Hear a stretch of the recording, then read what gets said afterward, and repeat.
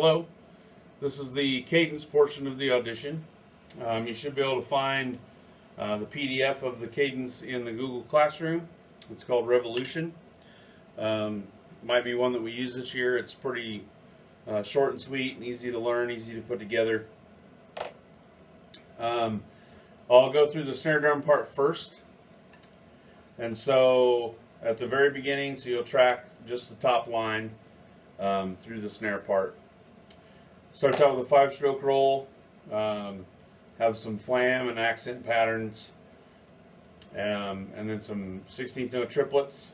Measure 1 and 3 are the same. So once you have that down, you've got both of those measures. And then again, another accent pattern with 16th note triplets in the last measure. So that very first measure starts out on the and of 4. 1 and 2 and 3 and 4.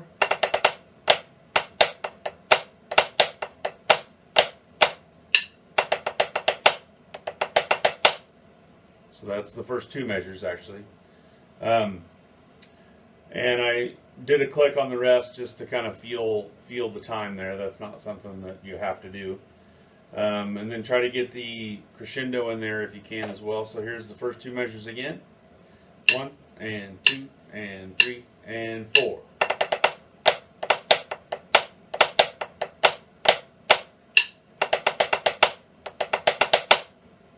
Okay, and then again, measure 3 is just like the first measure. And then measure 4 is a little bit different. So here's measure 3 and 4. 2 and ready and go and.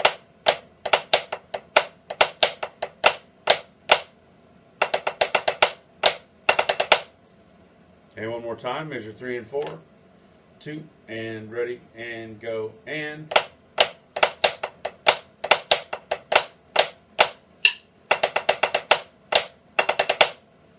Okay, so then we're on to the second line. And the second line, the snare drum part actually gets out of the way for the quad part. So there's not as much going on there. Second line, we'll start with the roll at the end of measure 4 and go into the second line. 1 and 2 and 3 and 4.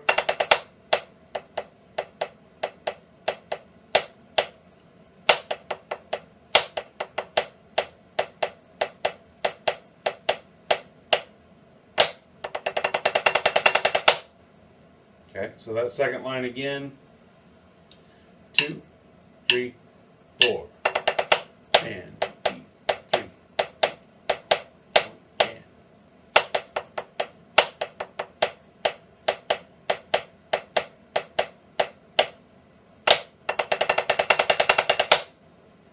Okay, so that's the snare part. I'll go ahead and play from the top this time.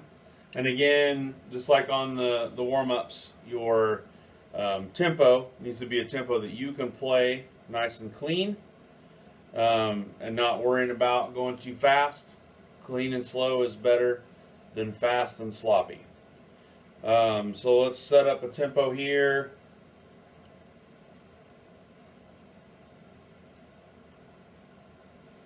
So we'll call that 76.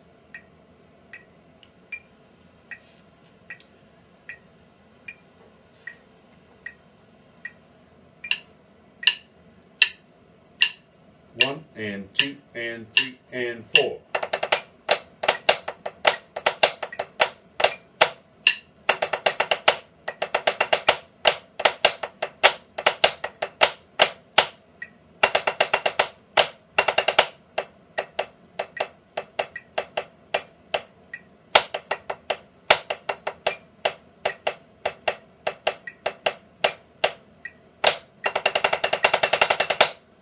Okay, and again, if you need to go slower than that, that's fine.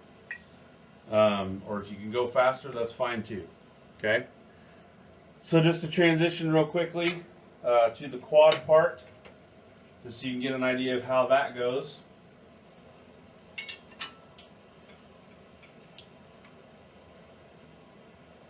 And it is just a quad part, so you won't have to worry about the high drum. And it starts on beat 1. There is a sticking there. There's a few modifications I usually make to the sticking, and I'll try to go over those where they happen. So here is the first two measures of the tenor part. Ready? And.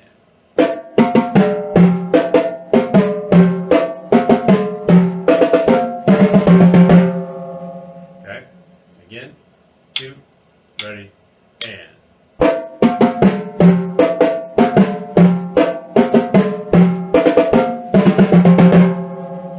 And then the first measure and the third measure are the same, just like the snare drum part was. So it starts out like that again, and then the fourth measure is a little bit different. Ready? And.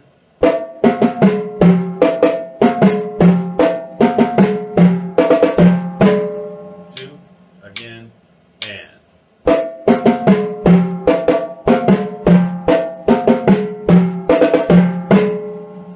Okay, now here's the fun part.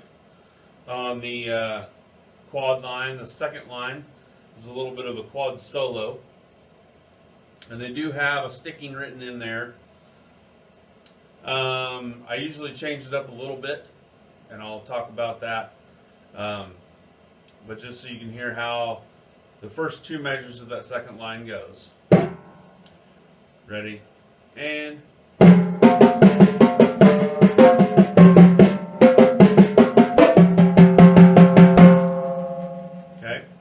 So what I would normally do is play that with left, right, left, so all doubles, and then a crossover there, right, left, right, left, right, right, left. So like that, as opposed to the sticking that's there.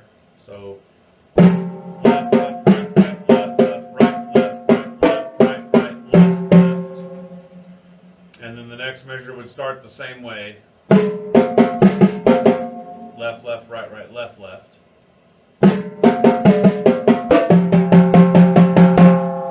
Okay, so those first two measures.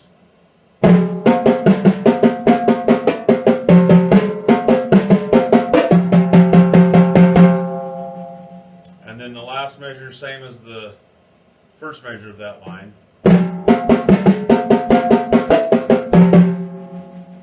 And then you have something similar to the beginning. That rhythm, 1 and a 2 and. So the last line, the quad solo part on the last line.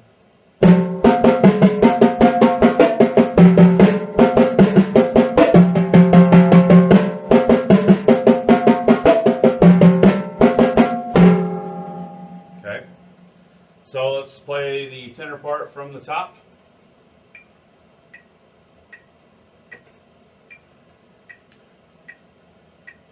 One, two, ready, and.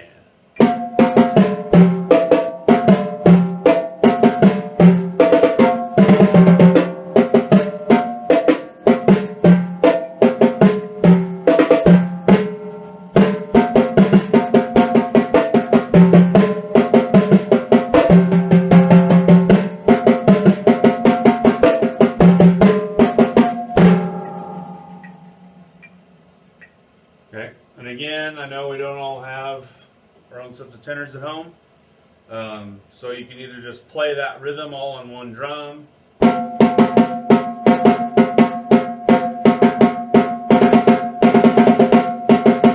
or practice pad as it were, and just play the rhythm, and that's fine. For bass drum, again, you can just play the composite rhythm all on one drum.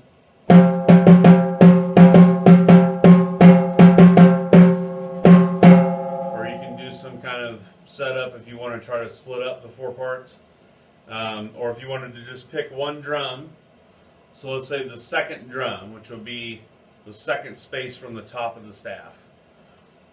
And if you were only going to play that drum, it would sound something like this. So you wouldn't play the first note. So 1 and da da da da da 1 and 4 1 and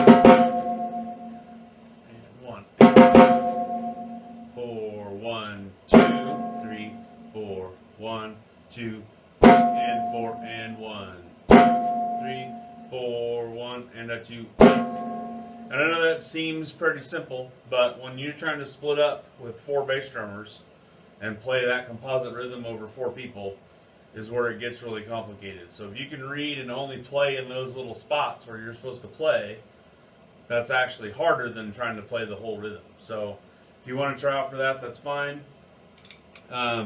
Anybody trying out for pit could play the mallet part that's provided there. If you want to play cymbals, again, it would be just the rhythm. There's not a lot of cymbal parts in this cadence, and I don't know that anybody would try out for cymbals specifically. But feel free to make up some visuals or add other parts in there that you think would sound good, things like that, and either just play them with your hands like you would crash the cymbals, or play it on a practice pad, however you want to do it, if you want to try out for cymbals. So anyway, that's the cadence. Again, if all you've got available is a practice pad, whichever part you're playing, just play the whole thing on the single practice pad, even if it's the tenor part, the bass drum part, whatever. If you have questions, let me know. If there's any other thing I can do to help you, feel free to contact me. So anyway, have fun and keep drumming, and we'll see you soon. Thanks.